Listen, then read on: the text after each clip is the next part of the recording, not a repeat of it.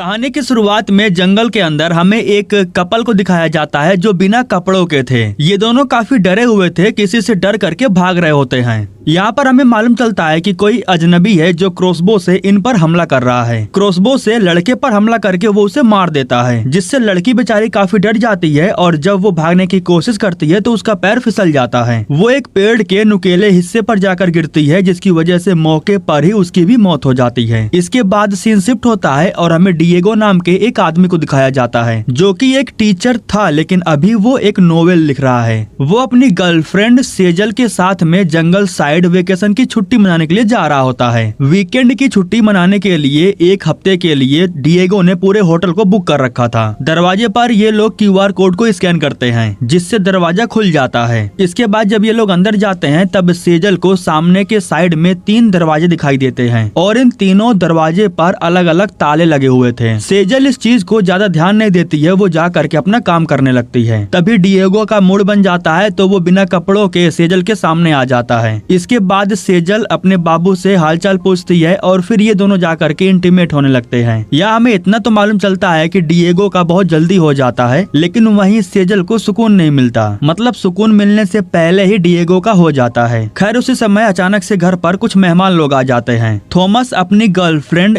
Alice के साथ में वेकेशन की छुट्टी मनाने के लिए यहाँ पर आया था, लेकिन यहाँ पर आने के बाद इन्हें मालूम चलता है कि इस पूरे होटल को पहले से ही किसी ने बुक कर रखा है। मतलब कि डिएगो और सेजल ने बुक कर रखा है। हालांकि जब ये लोग ये बात इन्हें बताते हैं तब थॉमस इन्हें बताता है कि ये तो हमने भी बुक कर रखा है। थोड़ा सा चेकिंग वगैरह कर लेने के बाद इन्हें मालूम चलता है कि इस होटल के मालिक ने होटल को अलग अलग ऐप पर अपलोड किया था और इन दोनों ने अलग अलग ऐप से इस होटल को बुक कर लिया है। मतलब कि इसमें इन दोनों की कोई गलती नहीं है, गलती तो मालिक की है। लेकिन अब दिक्कत की बात ये थी कि ये दोनों भी वेकेशन की छुट्टी मनाने के लिए पूरा मूड बना कर आए थे और अब ये दोनों भी यहाँ से लौटना नहीं चाहते थे। इसलिए एलिस इनसे होटल शेयर करने के बारे में बात करती है। एलिस कहती है कि अभी हम साथ मिल करके एंजॉय कर लेते हैं, बाद में हम होटल के मालिक से रिफंड की मांग करेंगे और वैसे भी पैसे हमने भी दिए हैं तो इस होटल पर थोड़ा बहुत हक तो हमारा भी बनता है। जिस पर सेजल कहती है कि ठीक है कोई बात नहीं, वैसे भी हम यहाँ पर अकेले थे, अगर हम साथ में मिल जाएंगे तो मजा डबल हो जाएगा। इसके बाद ये सभी लोग साथ में मिल करके एंजॉय करते हैं, ढेर सारी बातें करते हैं, जिससे इन लोगों के बीच में दोस्ती हो जाती है और धीरे धीरे इन लोगों को एक दूसरे पर भरोसा भी होने लगता है। सेजल और डिएगो को ये दोनों बातों से काफी अच्छे लग रहे थे। एक दिन डिएगो चुपके से कार में से एक रिंग निकालता है और जब वो रिंग को बड़े प्यार से देख रहा होता है तो उसी समय यहाँ पर थॉमस आ जाता है और वो डिएगो के हाथ में वो रिंग देख लेता है। फिर डिएगो उसे बताता है कि वो सेजल के साथ में यहाँ पर इसलिए आया था क्योंकि वो सेजल को झील के किनारे प्रपोज करना चाहता था। वो सेजल के साथ में शादी करना चाहता है और ये उसकी माँ की रिंग है। थोड़ा सा मोटिवेट करते हुए थॉमस कहता है कि वाओ तुम बहुत अच्छा कर रहे हो, इससे वो तुमसे बहुत इम्प्रेस हो जाएगी और क्या पता वो बार बार तुम्हें देने लगे। वैसे मैं देखता हूँ कि तुम दोनों में दूरियां बहुत ज्यादा है, पता नहीं क्यों, लेकिन मुझे लगता है कि तुम उसे खुश नहीं कर पा रहे हो। फिलहाल थॉमस ये सारी बातें उससे मजाक में बोल रहा होता है। फिलहाल थॉमस उसे इस चीज के लिए बेस्ट ऑफ लक बोलता है। रात के टाइम में सेजल एलिस से पूछती है कि आखिर वो करती क्या है। एलिस बताती है कि वो बड़े लोगों के पैसे संभालती है और उन्हें इन्वेस्ट करती है। डिएगो बताता है कि पहले वो एक टीचर था लेकिन अभी वो एक नोवेल लिख रहा है। नोवेल से एलिस को याद आता है कि वो एक ऐसे बंदे को जानती है जो उसका नोवेल पढ़ करके उसे मार्गदर्शन दे सकता है। जिस बंदे का वो नाम लेती है डिएगो उसका फैन था। डिएगो कहता है कि ये तो बहुत ज्यादा हो जाएगा। हालांकि एलिस कहती है कि नहीं नहीं कोई बात नहीं, मैं तुम्हारे लिए बात कर सकती हूँ। यह जान करके डिएगो को काफी खुशी मिलती है। वैसे खुशी तो उसे मिलती है लेकिन चिपका चिपकी ये दोनों शुरू कर देते हैं, जिससे सेजल बेचारे का मूड खराब हो जाता है। मूड इतना खराब हो जाता है कि उससे कंट्रोल नहीं होता। अगले दिन सुबह में बाथटब में वो खुद को सेटिस्फाई करने लगती है। इधर डिएगो की जब आँख खुलती है तो उसे सेजल दिखाई नहीं देती, तो वो उसे ढूंढते हुए वॉशरूम में आ जाता है, जहाँ पर वो सेजल को खुद से ही सेटिस्फाई करते हुए देख लेता है। लेकिन फिलहाल वो कुछ बोलता नहीं है, वो पीछे हो जाता है और फिर बाद में आवाज लगाते हुए सामने आता है। तब तक सेजल भी खुद को ठीक कर लेती है। हालांकि सामने से डिएगो उससे पूछता है कि अगर तुम चाहो तो मैं तुम्हें ज्वाइन कर सकता हूँ।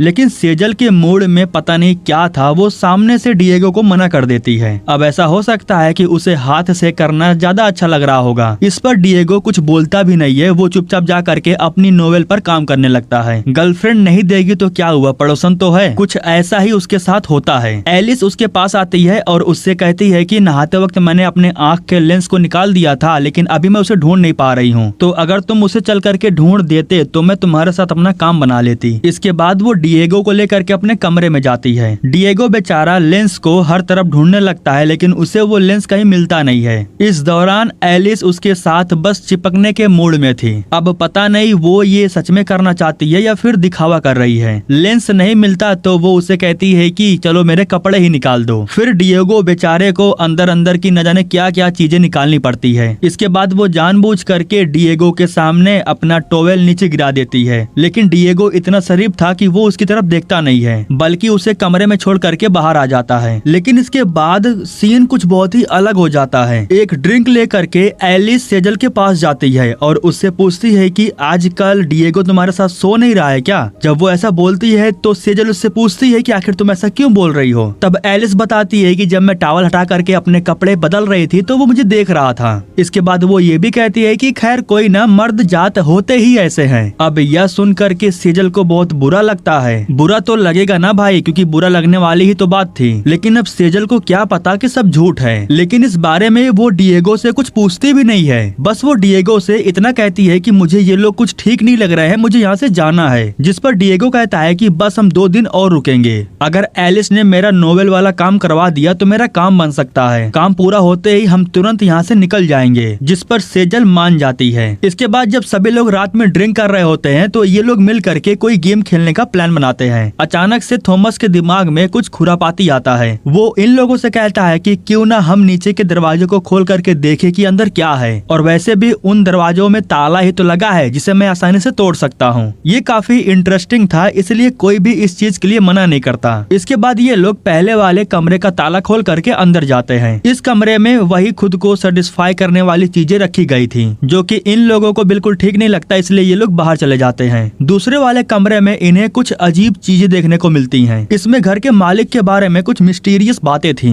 होटल का मालिक इसी जगह पर अपने परिवार के साथ वेकेशन की छुट्टी मनाने के लिए आया था, लेकिन बहुत ही अजीब तरीके से उन सब की मौत हो गई और उन सब का मर्डर आज भी मिस्टीरियस है। किसी को नहीं पता कि उन सब की मौत कैसे हुई। इन सबको लगा कि ये कोई भूत वूत वाला सीन है, इसलिए सभी लोग बाहर चले जाते हैं। जब थॉमस तीसरा दरवाजा खोलने की बात करता है तो डिएगो उसे मना कर देता है। वो कहता है कि बस अब और मजा नहीं आ रहा है। इसके बाद सभी लोग अपने कमरे में सोने के लिए चले जाते हैं। यहाँ डिएगो सेजल से कहता है कि मैंने तुम्हें बाथटब में खुद को सेटिस्फाई करते हुए देखा। आखिर ऐसा क्यों, जबकि मैंने तुम्हें ज्वाइन करने के लिए भी बोला लेकिन तुमने मना कर दिया। अगर मैं तुम्हें सेटिस्फाई नहीं कर पा रहा हूँ तो मुझे बता दो। हालांकि सेजल कहती है कि ऐसी कोई बात नहीं है, मेरी बॉडी की बनावट तुम्हारी जैसी नहीं है, और अगर मैंने खुद को सेटिस्फाई भी कर लिया तो इसमें गलत क्या हो गया। इसके बारे में सेजल ज्यादा कुछ बातें नहीं करती है। अगले दिन सुबह में थॉमस ने अपने हाथों से खाना बनाया था। जब सभी लोग बैठ करके खाना खा रहे होते हैं तो उसी समय थॉमस अपनी गर्लफ्रेंड के सामने बैठ करके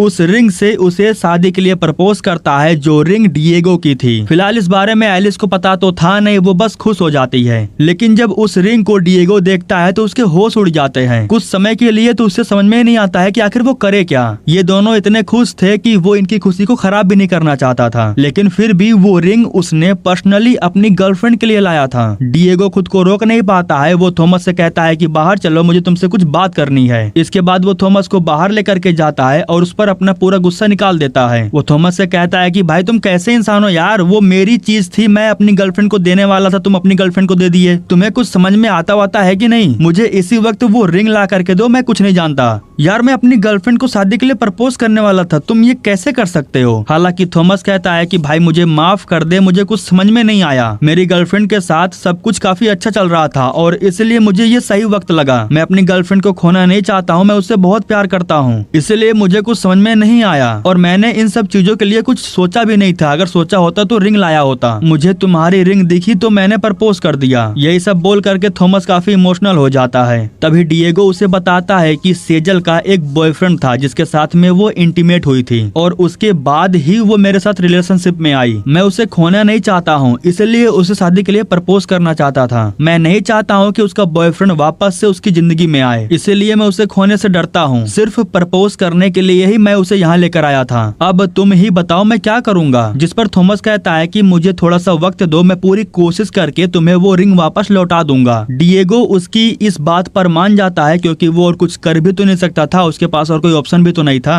फिलहाल अभी खाने पीने का कुछ सामान खत्म हो गया था, इसलिए थॉमस अपनी कार लेकर के सेजल के साथ में बाहर जा करके कुछ सामान लाना चाहता था। वैसे तो डिएगो सेजल को उसके साथ में भेजना नहीं चाहता था क्योंकि उसे इस बात का डर था कि रिंग तो चुरा ही ली है, क्या पता गर्लफ्रेंड न चुरा ले। हालांकि सेजल सामने से कहती है कि कोई दिक्कत नहीं है, मैं जाना चाहती हूँ। जिसके बाद सेजल और डिएगो ये दोनों बाहर सामान लाने के लिए चले जाते हैं। घर पर जब डिएगो अकेला था तब एलिस बहुत ही अच्छी तरीके से रेडी होती है और फिर डिएगो के पास बैठ करके उसे अपने बातों में रिझाने की पूरी कोशिश करती है। बातों ही बातों में उसे गलत तरीके से टच भी करती है, यहाँ तक कि वो डिएगो से ये भी कहती है कि सेजल तुम्हारे बारे में अच्छा नहीं सोचती। मैंने सेजल से बात किया, उसे ऐसा लगता है कि तुम्हें नोवेल नहीं आती। इस दौरान वो डिएगो के और करीब आ जाती है, लेकिन डिएगो बेचारा उससे दूर भागने लगता है। लेकिन तभी एलिस ठीक उसके सामने ही अपने कपड़ों को उतार देती है और फिर उससे कहती है कि तुम मुझे टच कर सकते हो, तुम्हें परमिशन है। फिलहाल यहाँ डिएगो ने कुछ किया या नहीं किया ये तो हमें नहीं पता क्योंकि सीन शिफ्ट हो जाता है और हमें थॉमस और सेजल को दिखाया जाता है। यहाँ थॉमस के दिमाग में अभी पता नहीं क्या चल रहा था, वो भी सेजल से डिएगो के बारे में गलत बातें बोलता है। वो सेजल से कहता है कि डिएगो ने मुझे बताया कि तुम्हारा कोई बॉयफ्रेंड था, तुम उसके साथ में आखिरी बार इंटीमेट भी हुई थी। डिएगो ने मुझे ये भी बताया कि तुम बाथटब में खुद को सेटिस्फाई कर रही थी। ये सब बातें सुन करके सेजल को कुछ ठीक नहीं लगता। इसके बाद थॉमस अचानक से कार को साइड में लगा देता है और फिर सेजल से कहता है कि मुझे पता है कि वो तुम्हें सेटिस्फाई नहीं कर पाता, अगर तुम चाहो तो मैं तुम्हारे साथ कुछ कर सकता हूँ, ये तुम्हारे हाथों में है, तुम्हारी अगर मर्जी होगी तो। कहने का साफ साफ मतलब था कि थॉमस उसका लेने के चक्कर में था, लेकिन वो ले पाता है कि नहीं ये फिलहाल मुझे नहीं पता क्योंकि सीन शिफ्ट हो जाता है और हमें कुछ समय पहले थॉमस और एलिस को दिखाया जाता है जो डिएगो और सेजल के आने से पहले इसी होटल में थे और इस होटल की साफ सफाई कर रहे थे। साफ सफाई कर लेने के बाद यहाँ से जाने से पहले ये लोग तीनों कमरे में ताला मारते हैं। डिएगो और सेजल के आने से पहले ये लोग होटल को खाली करना चाहते थे, हालांकि उसी समय वे दोनों दरवाजे पर आ भी जाते हैं, जिसके बाद ये दोनों पीछे के रास्ते से निकल लेते हैं। अब इसका साफ साफ मतलब तो यही है कि थॉमस और एलिस ने साफ साफ झूठ बोला है। आखिर इनके दिमाग में चल क्या रहा है ये तो हमें कहानी में आगे पता चलेगा। फिलहाल सीन शिफ्ट होता है प्रेजेंट टाइम में। थॉमस और सेजल को घर वापस आने में काफी ज्यादा वक्त लग जाता है, इसलिए डिएगो उससे पूछता भी है कि आखिर इतना वक्त कैसे लग गया, जिस पर सेजल उसे कोई जवाब नहीं देती बल्कि वो अपने कमरे में जा करके रोने लगती है।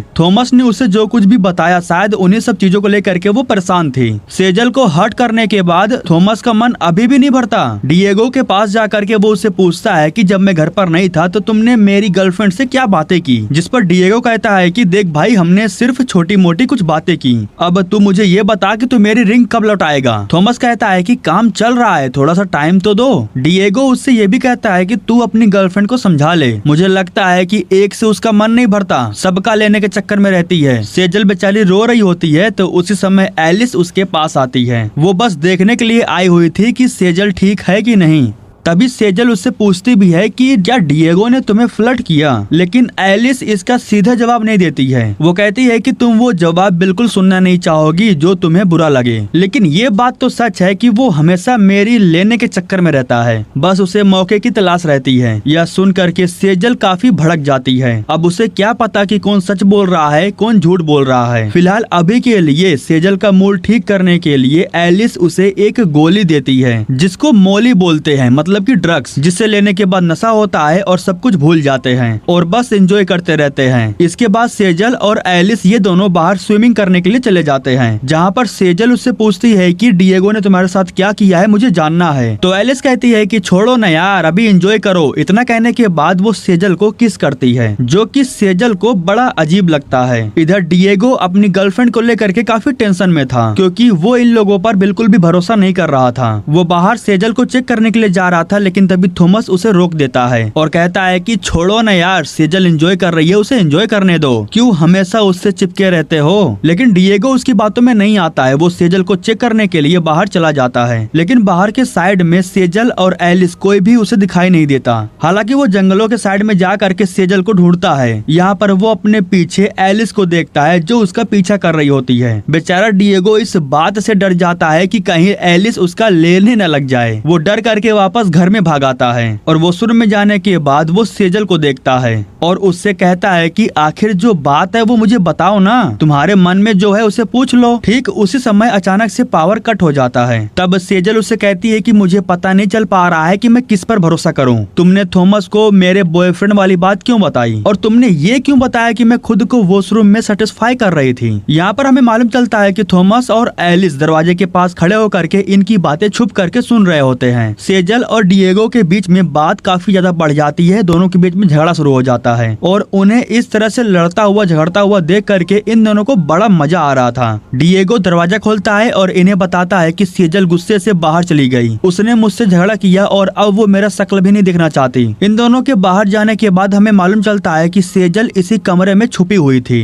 क्योंकि एक बार डिएगो और सेजल ये दोनों एक दूसरे पर भरोसा करना चाहते थे, क्योंकि शुरू से ही ये दोनों इन्हें काफी अजीब लग रहे थे। डिएगो कहता है कि आखिर मैं क्यों बताऊंगा कि तुम वॉशरूम में खुद को सर्टिफाई कर रही थी, मैंने उन्हें कुछ भी नहीं बताया है और मैंने एलिस के साथ भी कुछ भी नहीं किया है। हाँ, वो बात अलग है कि वो मेरे से बार बार चिपक रही थी, मेरे से करवाने के चक्कर में थी, लेकिन मैंने कुछ भी नहीं किया है। इसके बाद सेजल उसी वॉशरूम में जाती है जहाँ पर वो खुद को सेटिस्फाई कर रही थी और फिर यहाँ पर इन्हें मालूम चलता है कि कांच के पीछे कैमरा लगा हुआ है। होटल से बाहर जाने के लिए इनके पास चाबी नहीं थी, इसलिए ये लोग तीसरे दरवाजे का ताला तोड़ करके अंदर जाते हैं, ये सोचकर कि अंदर कुछ मिल जाएगा। उसी समय थॉमस भी पावर्स को ऑन कर देता है। अंदर जाने के बाद इन्हें खुद की तस्वीर दिखाई देती है। सिर्फ इनकी तस्वीर नहीं थी, बल्कि न जाने कितने कपल्स यहाँ पर आ चुके थे। थोड़ा सा जांच पड़ताल करने के बाद इन्हें मालूम चलता है कि ये जो घर है ये इन्हीं दोनों का है। सेजल को एहसास हो जाता है कि ये दोनों शायद कोई गेम खेल रहे हैं। उसी समय डिएगो को यहाँ पर ढेर सारे मॉनिटर दिखाई देते हैं, जिन पर सीसीटीवी कैमरे का पूरा रिकॉर्डिंग दिख रहा था। इन्हें फाइल्स में कुछ अलग अलग कपल्स की वीडियो दिखाई देती है। इन्होंने कपल्स के गंदे हरकतों को शूट किया था, उसे रिकॉर्ड करके सेव करके रखा था। उसी समय यहाँ पर थॉमस और एलिस आ जाते हैं और ये दोनों रिवील करते हैं कि वो इनके साथ में बस एक गेम खेल रहे थे, जैसे कि वो हर एक कपल्स के साथ में खेलते आए हैं। सेजल कहती है कि हमें यहाँ से जाने दो, आखिर हमने तुम्हारा क्या बिगाड़ा है। जिस पर थॉमस कहता है कि अरे नहीं नहीं, तुम्हारी इसमें कोई गलती नहीं है ना, अगर तुम जाना चाहो तो शौक से यहाँ से जा सकते हो, लेकिन फिर तुम एक दूसरे की सच्चाई नहीं जान पाओगे। तुम्हें तो ये जानना ही होगा ना कि कौन किसे कितना धोखा दे रहा है। जिस पर सेजल कहती है कि नहीं, हमें नहीं जानना है, हमें बस यहाँ से निकलना है। थॉमस कहता है कि ठीक है, कोई बात नहीं, तुम यहाँ से जा सकते हो। इसके बाद वो डिएगो को कार की चाबी दे देता है। ये दोनों जल्दी से जा करके बाहर अपने कार में बैठ जाते हैं। तब डिएगो को मालूम चलता है कि उसकी कार चार्ज नहीं है। उसने कार को चार्जिंग पर लगाया था, लेकिन शायद उन लोगों ने चार्ज को हटा दिया होगा। उसी समय यहाँ पर थॉमस आता है और वो डिएगो से कहता है कि तुम्हारी गर्लफ्रेंड मेरे साथ इंटीमेट हुई है, हम कार के पीछे वाले सीट पर इंटीमेट हो रहे थे, इसलिए हमें वापस आने में वक्त लग गया। जिस पर सेजल कहती है कि अरे नहीं नहीं, ऐसी कोई बात नहीं है, बकवास कर रहा है। हाँ, इसने कोशिश तो किया था, लेकिन मैंने कुछ नहीं करने दिया। मेरी बातों पर यकीन करो, ये बस हमें फंसाना चाहता है, हमें अलग करना चाहता है। डिएगो अपनी गर्लफ्रेंड की बात मानता है। वो कार को स्टार्ट करता है और यहाँ से निकलने लगता है, लेकिन तभी अचानक से इनके कार को कोई टक्कर मार देता है, जिसकी वजह से इनका बहुत ही बुरी तरीके से एक्सीडेंट हो जाता है। कार ठोकने वाले कोई और नहीं बल्कि एलिस थी। वो इन दोनों के हाथ पैरों को बांध करके वापस अंदर लेकर आते हैं और फिर इनसे कहते हैं कि तुम दोनों को हमारे साथ गेम खेलना होगा। अगर तुम दोनों गेम खेल करके बच गए, वैसे तो आज तक कोई बचा नहीं है, लेकिन अगर बच गए तो यहाँ से जा सकते हो। डिएगो पूछता है कि आखिर तुम दोनों ये सब कर क्यों रहे हो, आखिर तुम दोनों हो कौन? दूसरे कपल्स को एक दूसरे से अलग करके उन्हें खत्म करके तुम्हें मिलता क्या है? इसके बाद हमें मालूम चलता है कि थॉमस और एलिस ये दोनों भाई बहन हैं। बचपन में ये दोनों हर वक्त एक साथ रहते थे।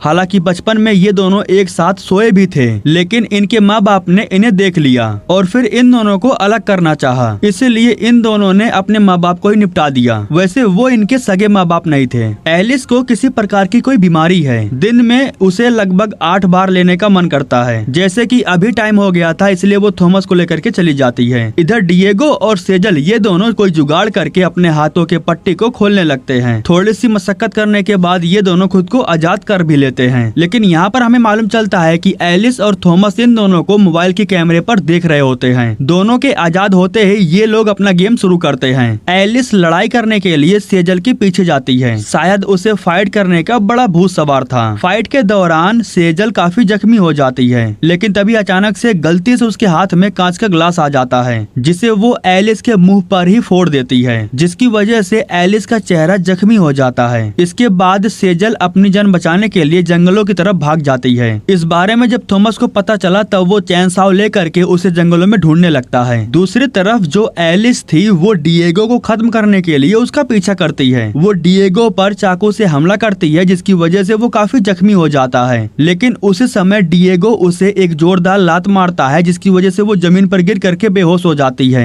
डिएगो भाग करके बाहर जाता है, लेकिन वो गलती से थॉमस के सामने आ जाता है। थॉमस के हाथ में चैनसॉ मशीन था, जिससे वो डिएगो पर हमला करने वाला था, लेकिन तभी उसके पीछे सेजल आ जाती है, जो उसके सर पर हमला कर देती है, जिसकी वजह से मौके पर ही थॉमस की मौत हो जाती है। इसके बाद ये दोनों यहाँ से बाहर निकलने के लिए बोट पर जाते हैं, लेकिन तभी यहाँ पर एलिस आ जाती है, जो डिएगो पर हमला कर देती है, जहाँ दोनों के बीच में फाइट शुरू होती है। डिएगो उस पर कुल्हाड़ी से हमला करता है, जिससे वो जख्मी होकर के पानी में गिर पड़ती है और मौके पर ही उसकी मौत हो जाती है। वैसे मूवी को एंड करने से पहले डिएगो सेजल को प्रपोज मार देता है और इसी के साथ दोस्तों ये कहानी यहीं पर खत्म हो जाती है।